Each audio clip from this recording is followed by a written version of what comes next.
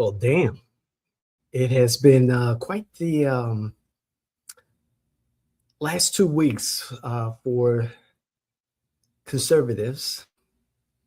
Impressive. Not so much for the liberals.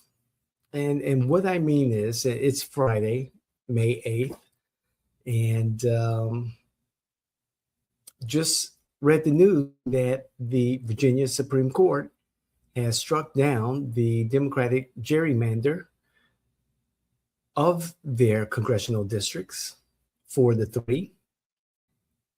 And so that gerrymandered congressional map is kaput, been done. I'm still going to take it all in. I don't care for these immediate reactions without having all the facts, but it just popped up before I started this recording. And I wanted to start the recording a different way and talk about a recent podcast that I was involved in. And it involved the conversation about where we are as a country, what's going on internationally, nationally, and here in Florida. And I thought about some other conversations, particularly from the liberals, about their perception of what's occurring and the perceived ills of the president of the United States, Donald J. Trump. And despite trying to move the conversations away from Donald Trump, our president, it always goes back to Donald Trump in regards to the liberals and the Democrats' plan of attack, or plan of strategy, their plan in general for the midterm elections and moving outward to 2028 and 2030. It was a lot of vitriol in regards to Donald Trump being the problems, being the cause of our problems here in America. Same people who are going overseas to travel, not for business, who are traveling throughout the United States, not for business. Same people who may have difficulty with the thought of paying $4.59, $5 for gas, but they still drive. Still go out. They still buy at the market. And I think to myself, if you pull away and get to the heart of the liberal conversation, the strategy seems to be about fear, to fear President Donald J. Trump, to fear those who support the president, to fear a path the American political economic system, to fear a path America is taking to become, I'm going to say it, great again. Despite the evidence, and I kid you not, intelligent, educated people, however emotional, despite the evidence looking them in the face,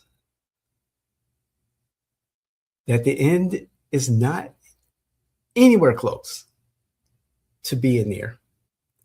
Despite the evidence looking in their face, there's got to be a reason to refute it.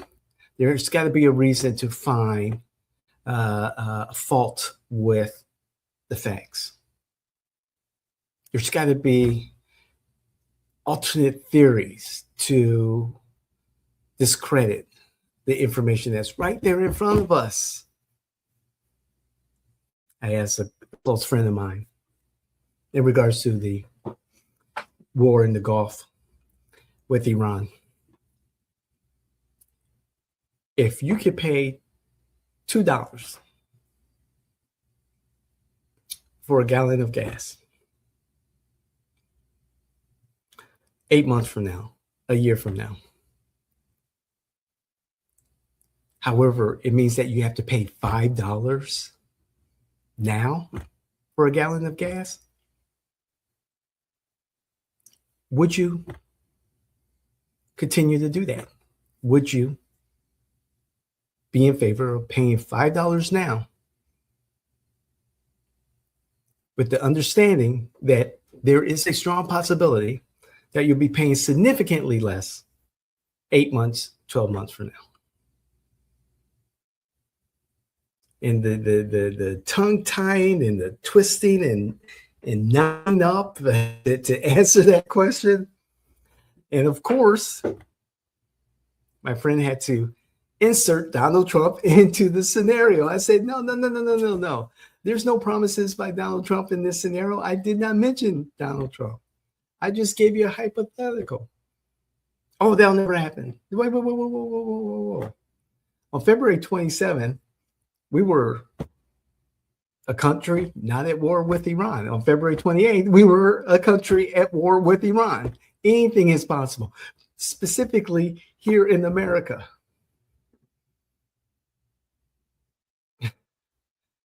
So, I'm thinking this literal doom scrolling to find something at fault with the direction this person is taking America. I'm not in agreement with everything that this administration is doing. What I am in agreement is taking the time to understand where we are as a country and to look at many resources. And maybe I have the time to do that than most people because this is what I do for a living. However, to be a better informed citizen and to share that knowledge and those facts with you, that's what I do. Again, I start my day very early in the morning with the New York Times. I end it with Promethean updates. And if you're familiar with those two outlets, you'll understand that we're talking about a broad political spectrum. So I just had to get this commentary out that the conservatives have had a very good 2 weeks. Despite the war going on and all that stuff, this is not a forever war. This is not, the war in Afghanistan. No. There's so much more that's deeper than what is being portrayed in our social media, in our legacy media. So much more. And I encourage you all, my viewers, folks who are new to this, to pay close attention to President visit with President Xi of China in the coming week. We are seeing a global reset. We are moving away from the current system where individuals are just beasts who are managed and controlled by the elites, the rules-based system. And we're moving to the American political economy, where innovation, creativity, our God-given talents work towards prosperity for ourselves, our families, our communities, our nation. But anyway, wow. You've got the Virginia's Supreme Court decision. You've got the U.S., the SCOTUS decision on Louisiana versus Callius. Racial gerrymandering. I don't care what you say. I don't care how many protests or whatever. There's no place. Separate but equal. That's what racial gerrymandering is. This concept of separate but equal. Oh, there won't be any black legislators. what those black Republicans are not black people, are not people, are not legislators. No, they're just not a part of your ideology, Democrats. Period. Anyway, I got a lunch meeting to go to. Gonna change the world. We'll see how it goes. Keep you posted. I just hope that things that the climate of our conversations kind of come down a little, because there's a lot of passion on both sides, and give each other an opportunity to talk, and more importantly, be the first to listen intently. Otherwise, tell the truth.